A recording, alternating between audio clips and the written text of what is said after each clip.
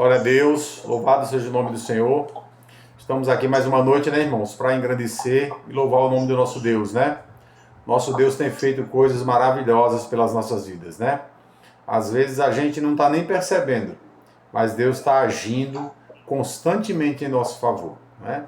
Então, como disse o irmão Jaime, o nosso primeiro culto aí do ano, né, que eu acho que a gente tem toda a obrigação do mundo de prestar ele a Deus, né? Eu queria ler com os irmãos hoje, nós vamos ler do Evangelho segundo João. Evangelho segundo João, no capítulo 10, a partir do verso 22.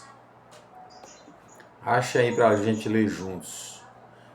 Evangelho segundo João, capítulo 10, a partir do verso 22. Na minha Bíblia tem como título... Oi? Não, é o João, é o Evangelho. O Evangelho. João 10, verso 22. Nesse texto tem um título na minha Bíblia, é A Incredulidade dos Judeus. Que diz assim o texto, a partir do verso 22. Celebrava-se a festa da dedicação em Jerusalém, e era inverno. E Jesus estava no templo, caminhando no pórtico de Salomão. Os judeus reuniram-se ao redor dele e perguntaram: até quando vais nos deixar em suspense? Se és mesmo o Cristo, diga-nos abertamente. E Jesus respondeu: eu já lhes disse, mas vocês não creem. As obras que eu realizo em nome de meu Pai falam por mim, mas vocês não creem, porque não são minhas ovelhas. As minhas ovelhas ouvem a minha voz, eu as conheço e elas me seguem. Eu lhes dou a vida eterna e elas jamais perecerão. Ninguém as poderá arrancar da minha mão. Meu Pai, que as deu a mim, é maior do que todos, e ninguém pode arrancar da mão do meu Pai. E eu e o Pai somos um. Novamente os judeus pegaram em pedra para apedrejá-lo. Mas Jesus disse: eu lhes mostrei muitas boas obras da parte do Pai. Por qual delas vocês vão me apedrejar? E responderam os judeus: não vamos te apedrejar por nenhuma obra boa, mas pela blasfêmia, porque você é um simples homem e se apresenta como se fosse igual a Deus. Até aqui, irmãos. Irmãos, nós estamos diante de um texto, né, muito conhecido, e que para quem conhece a história da igreja ao longo desses 2000 anos, sabe que por muitas vezes esse tipo de interrogação ou esse tipo de cobrança da parte do homem para com Deus, ela é constante, né?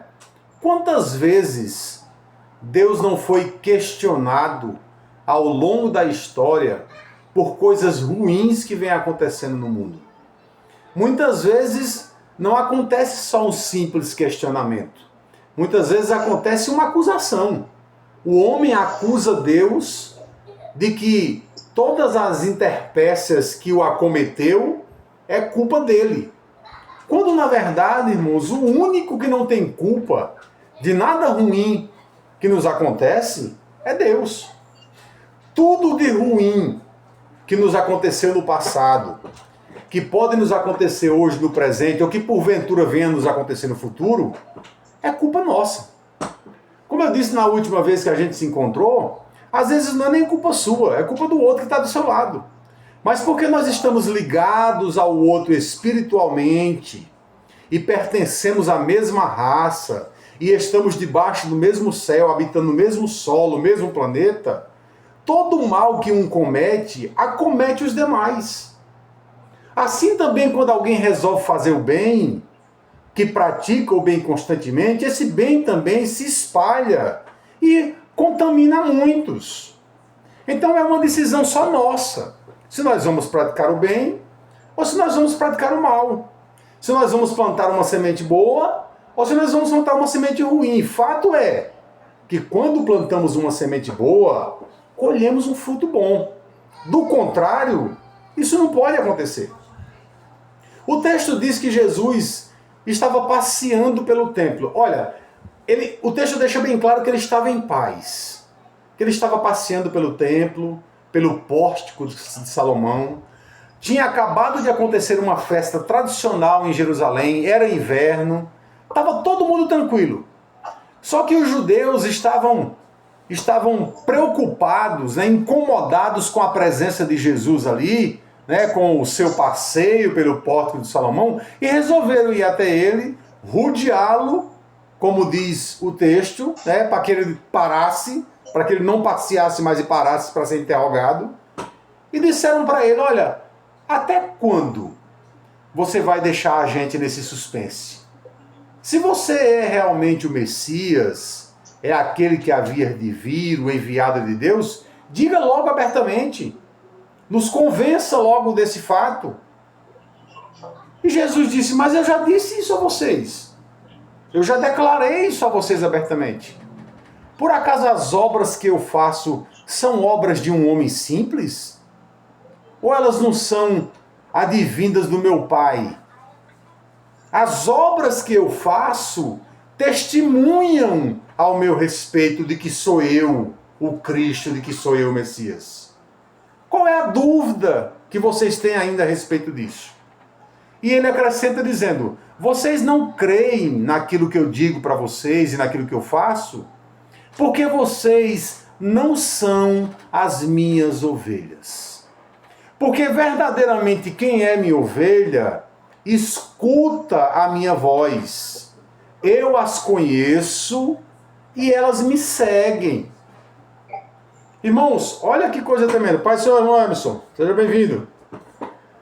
Olha que coisa tremenda Jesus está dizendo aqui para aqueles judeus que, em plena incredulidade, mesmo estando dentro do templo do Senhor, mesmo estando todos os dias ali sacrificando, ofertando, orando, jejuando, apresentando os seus sacrifícios a Deus, ainda tinha muita incredulidade no seu coração e na sua mente, ao ponto de verem tudo que Jesus estava fazendo, todo o milagre que ele estava operando, e ainda assim duvidar que ele era o Cristo, o Filho do Deus vivo. Se és mesmo Cristo, é a pergunta deles. Se és mesmo Cristo, tira a gente desse suspense, fala abertamente.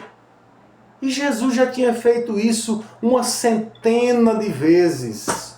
Ele já tinha declarado, não só em palavras, mas também em obra, o quanto ele estava disposto a morrer, a se sacrificar para doar a sua vida, para que todos recebessem do Pai a salvação predita há séculos e séculos antes.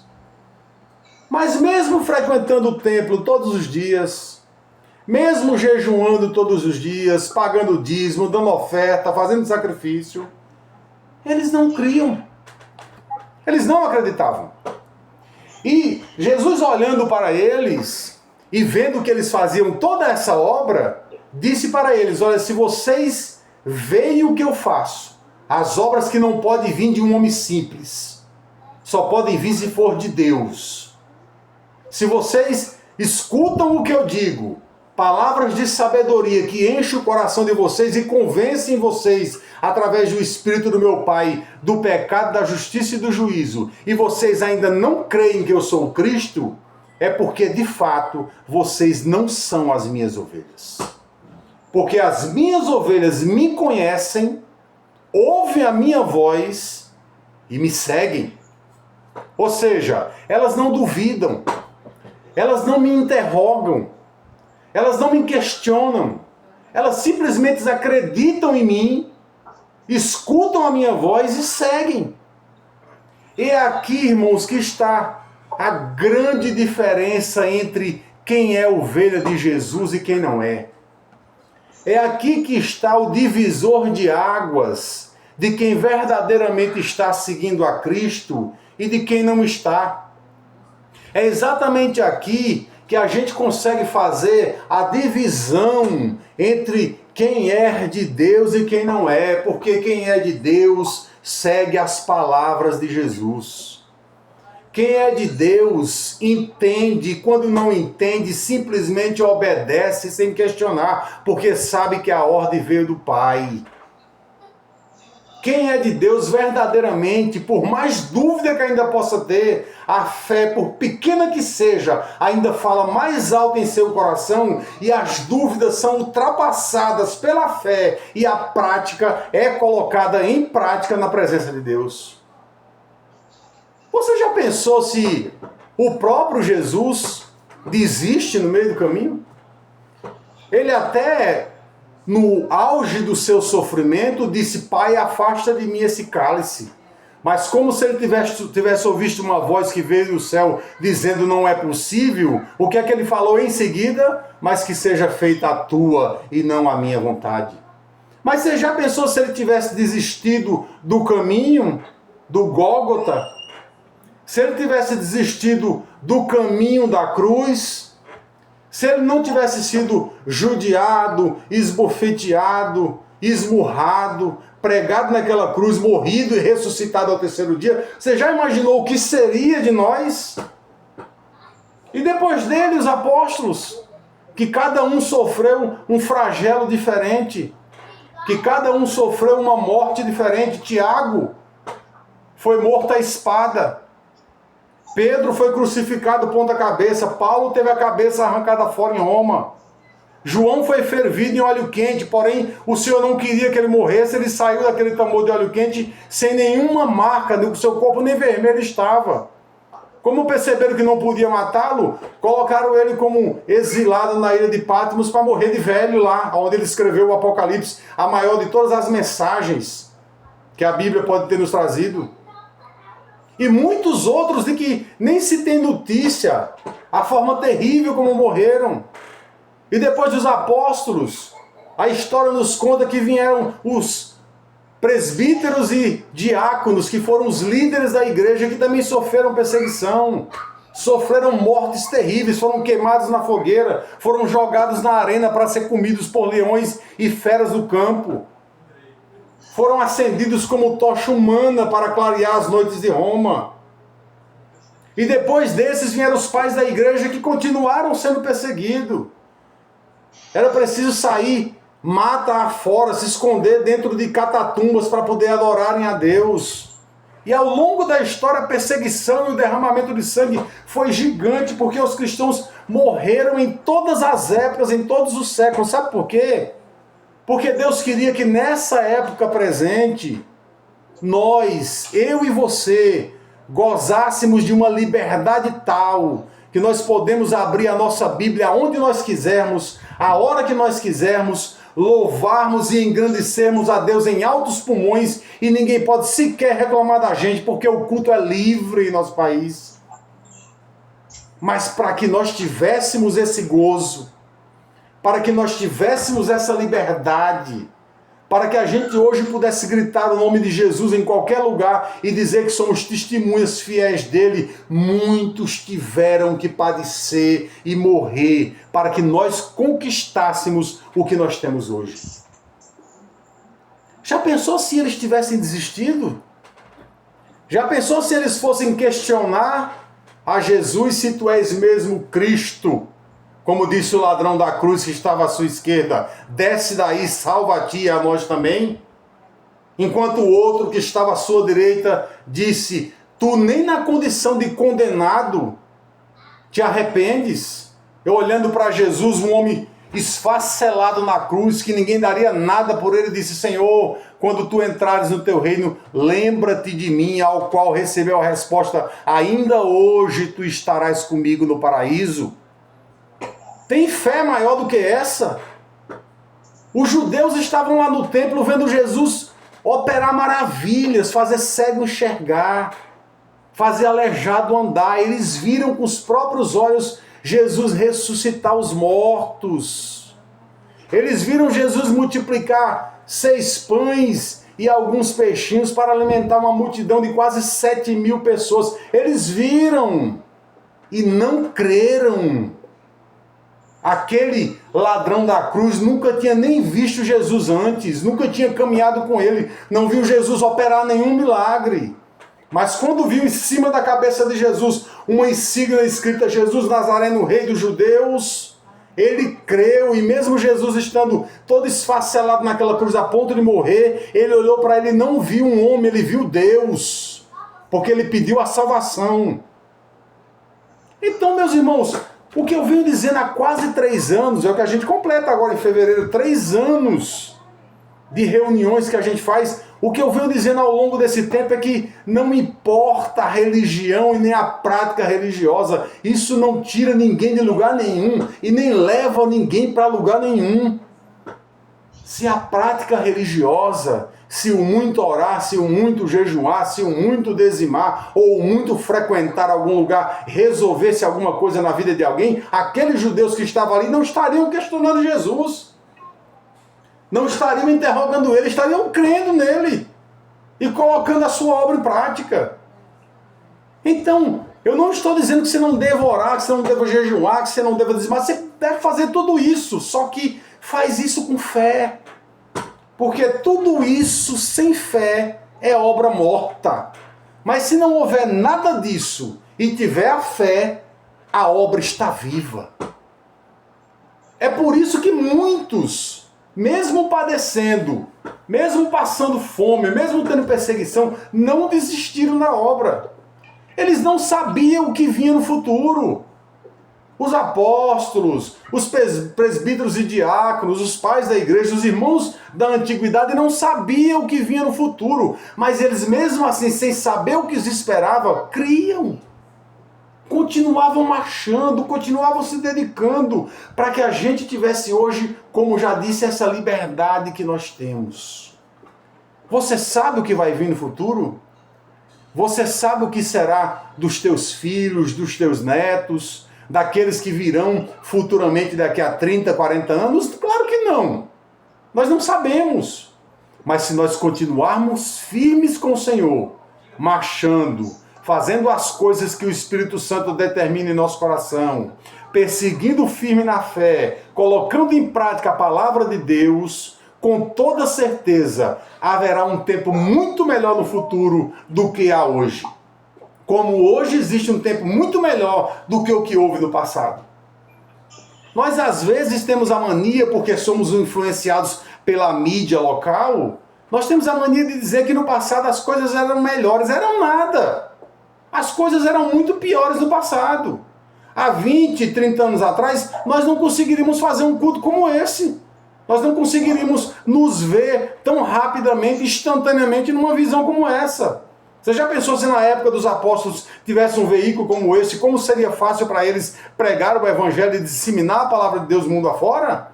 Mas eles tinham que pegar navio, passar 15, 20, 30 dias viajando para chegar numa distância que hoje em dia se cruza em menos de um dia.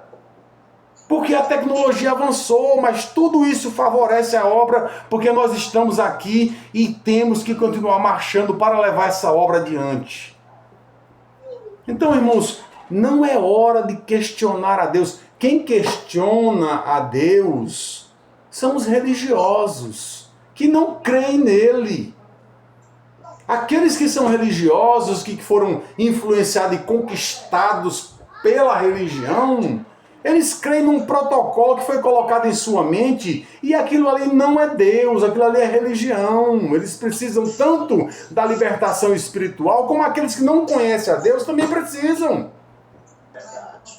Aqueles que estão revestidos dessa formalidade religiosa e que não creem de fato, vivem constantemente questionando a Deus, precisam tanto de uma libertação espiritual como aquele que nunca ouviu falar de Deus. E ainda tem pessoas no mundo que nunca ouviram falar de Deus, ou que ouviram, mas não têm essa liberdade que nós temos de cultuar, de glorificar e de adorar a Deus. Sim, no Oriente Médio tem diversos países que a palavra de Deus nem chegou ainda. Nos fundos da África do Sul tem lugares que a palavra de Deus não chegou ainda. E é por isso que nós precisamos continuar marchando, continuar falando, continuar anunciando, para que a palavra chegue até lá. Para que dias melhores do que os nossos, venham no futuro.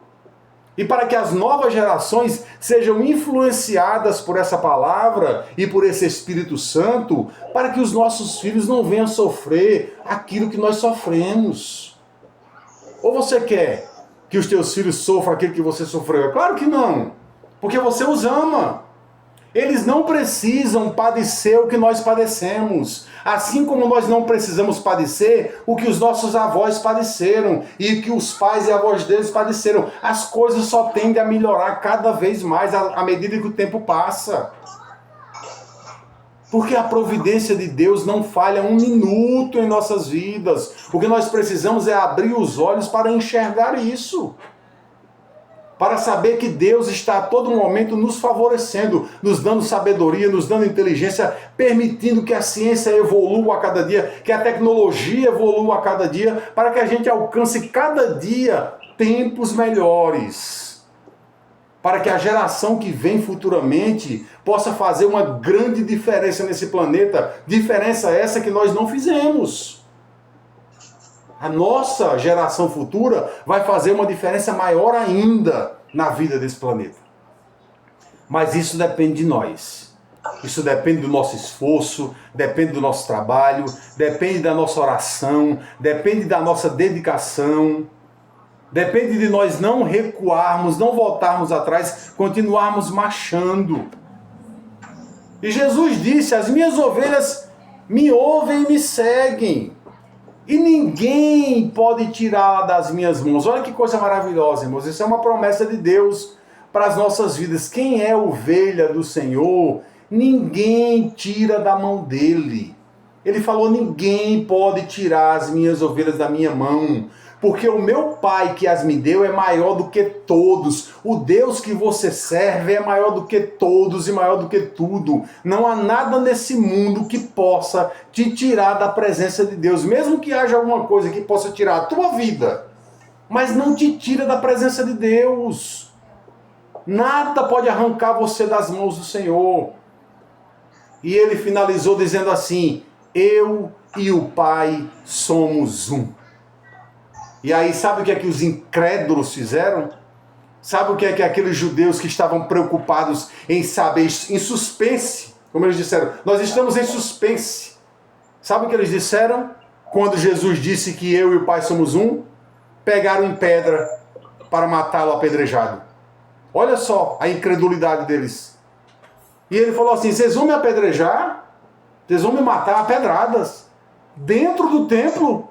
Na casa de Deus, aonde vocês oram, aonde vocês jejuam, aonde vocês dizimam, aonde vocês louvam, adoram, vocês vão me matar aqui a pedrada? Tá bom. Mas por qual das boas obras que eu fiz eu vou morrer apedrejado? E eles disseram: nós não vamos te apedrejar por boa obra. Nós vamos te apedrejar por blasfêmia, porque você se coloca diante de Deus, mesmo sendo um homem simples. Aí eu pergunto para você, irmão, você que é ovelha do Senhor, que eu tenho certeza que você é. Desde quando Jesus foi ou é um homem simples, hein? Ele nunca foi um simples homem. Ele sempre foi Deus. Desde o seu nascimento até a sua morte, depois da sua ressurreição, e o é assim eternamente. Ele é Deus bendito para sempre. Porque Ele e o Pai são um. Então o Jesus ao qual você serve, o Jesus ao qual eu sirvo, o Jesus ao qual nós servimos, o Jesus ao qual nós dedicamos a nossa vida e o adoramos, ele é Deus bendito e eterno para sempre. Eu não tenho a menor dúvida disso, e sei que você também não tem, porque quando ouvimos a sua voz falar em nossos ouvidos e ela vai para a nossa mente e desce ao nosso coração, nós temos a certeza de que a palavra dele está dizendo a verdade. E ele, por ser Deus e ser maior do que todos e do que tudo, ele não deixa que nada nos tire de suas mãos. Ele está nos protegendo, nos defendendo, nos guiando a todo instante. Então não há o que temer. Não há por que voltar atrás. Não há por que fazer outra escolha que não seja o caminho de Deus, o caminho do Senhor, o caminho de Cristo. Esse ano que se inicia é só mais um ano. É como o outro que passou. vai ser cheio de interpécias, vai ser cheio de dificuldades, vão vir um monte de obstáculos, nós teremos dias tristes, angustiosos, chorosos, dolorosos, mas nós também teremos muita alegria, muita satisfação, nós também teremos felicidade. Nós vamos ver os nossos filhos passando de ano, indo para um ano superior, fazendo uma faculdade, crescendo na vida como homem, como mulher, como profissional. Nós vamos ver os nossos filhos desabrochando para o mundo, começando a seguir cada um a sua própria vida, fazendo cada um os seus próprios planos, colocando as suas metas em prática, e nós vamos ali do lado ajudar em oração, ajudar buscando por eles, dando uma palavra de conforto, uma palavra de ânimo, incentivando para que eles sejam muito melhores do que nós fomos, para que sobre eles venham muitas outras bênçãos que não vieram sobre nós. Nós vamos agradecer a Deus pelo que temos e pelo que Ele nos deu, e vamos agradecer mais ainda pelo que Ele vai dar aos nossos filhos, aos nossos netos, aqueles que vieram depois de nós, a posteridade que virá. Tudo isso porque nós temos fé. Não é porque nós sabemos do amanhã, não é porque nós somos sábios e inteligentes, não é porque nós temos poder, é porque nós temos fé. É porque nós cremos que mesmo diante e em meio às dificuldades, o Senhor é por nós. E se Ele é por nós, quem será contra nós? Se Ele não negou o seu próprio Filho e nos deu para a nossa salvação, o que é que Ele vai nos negar? Nada, absolutamente. O Senhor é por nós. Então vamos crer, irmãos. Vamos deixar de lado toda aquela religiosidade que nós tínhamos no passado. Vamos deixar de lado todo aquele tradicionalismo que nos impedia de ser livres, que nos impedia de caminhar, que nos impedia de glorificar, de engrandecer o nome de Deus. Vamos limpar a nossa mente, abrir os nossos olhos. O Senhor já nos deu prova o suficiente, assim como deu para aqueles homens que o estavam interrogando naquele templo, de que Ele é Deus em nossas vidas, de que Ele está conosco e de que nós somos ovelhas do seu pastoreiro e que ninguém nos tira da sua mão, porque Ele é maior do que tudo e do que todos. Mesmo diante das dificuldades e de que tudo que nos aconteceu, o Senhor tem nos dado vitória a cada dia. Nós temos passado dificuldade, mas nós temos passado dificuldade. Nós não temos ficado na dificuldade. Isso é uma prova de que Ele está conosco e de que muito mais Ele tem a fazer ao nosso favor. De que muito mais Ele vai fazer ao nosso favor. Muitas outras bênçãos irão recair sobre as nossas cabeças. Bênçãos essas que irão se multiplicar em nossas vidas e irão preencher a vida de outros que estão ao nosso redor. É só nós continuarmos firmes como Jesus continuou, como os apóstolos continuaram, como os presbíteros e diáconos depois deles, como os pais da igreja e como os cristãos da antiguidade, visando um futuro lá na frente, olhando sem enxergar, mas vendo pela fé. É isso que nós precisamos fazer, continuar firme como eles continuaram. E depois que nós nos formos para os braços do Senhor, viver com Ele eternamente, os que ficarem aqui se lembrarão da gente como guerreiros fortes. Então pode ter certeza que, como foi dito nesse hino hoje, o meu nome, o teu nome, eu ouvirei Jesus chamar naquele grande dia. E nós seremos chamados de heróis da fé, porque não recuamos, porque não retrocedemos, porque não questionamos, apenas cremos e colocamos em prática. Heróis da fé. Foi isso que eles foram no passado. É isso que nós somos no presente, e é isso que serão a geração que virá, que nos escutará, que seguirá os nossos conselhos no futuro. Amém? Eu tenho certeza absoluta, que a vitória é nossa, em o nome de Jesus. Que Deus abençoe os irmãos, para a glória de Deus.